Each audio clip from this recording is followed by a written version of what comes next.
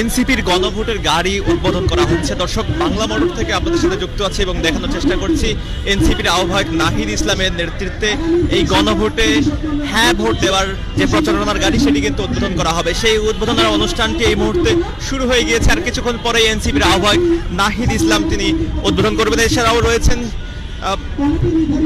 এনসিপির যে নির্বাচনী যে কমিটি রয়েছে সেই কমিটির প্রধান, তাদের নেতৃত্বেই কিন্তু এটি উদ্বোধন করা হবে। দর্শক, আপনাদেরকে একটু জানিয়ে রাখতে চাই, আগামী নির্বাচনের দিনে কিন্তু গণভোট অনুষ্ঠিত হবে। এই গণভোটে হ্যাঁ ভোটকে জয়যুক্ত করার জন্যই এই এনসিপির প্রচেষ্টা এবং তার অংশ হিসেবেই কিন্তু এই গাড়িটি উদ্বোধন করা হবে। দর্শক, যেমনটি দেখাচ্ছিলাম যে লাল ফিতা কাটার মাধ্যমে কিন্তু এটি উদ্বোধন করা হবে। লাল ফিতা কিন্তু ইতিমধ্যেই তৈরি হয়ে গিয়েছে, আর কিছুক্ষণের মধ্যেই সেটি কিন্তু উদ্বোধন করবেন এনসিপির আহ্বায়ক নাহিদ ইসলাম।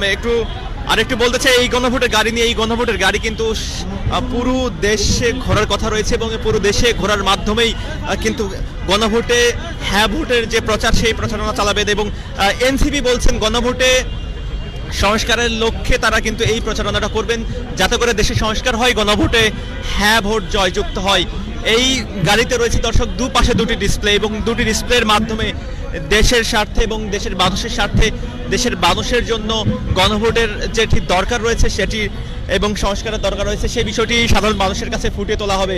সাধারণ মানুষের কাছে এবং বিভিন্ন জায়গায় গিয়ে বিভিন্ন পয়েন্টে ঘুরে ঘুরে তারা কিন্তু সাধারণ মানুষকে একত্রিত করার মাধ্যমে, এই ভিজুয়াল দৃশ্যের মাধ্যমে তারা সাধারণ মানুষকে এখানে জানানোর চেষ্টা করবেন যে গণভোটে সংস্কারের প্রশ্নে আসলে কেন দরকার রয়েছে হ্যাঁ ভোট দেওয়ার জন্য, সেটি কিন্তু তারা এখানে বলার চেষ্টা করছেন। এই মুহূর্তে বক্তব্য রাখছেন এনসিপির নির্বাচনী যে টিম রয়েছে সেই টিমের প্রধান আসিফ ভুঁইয়া।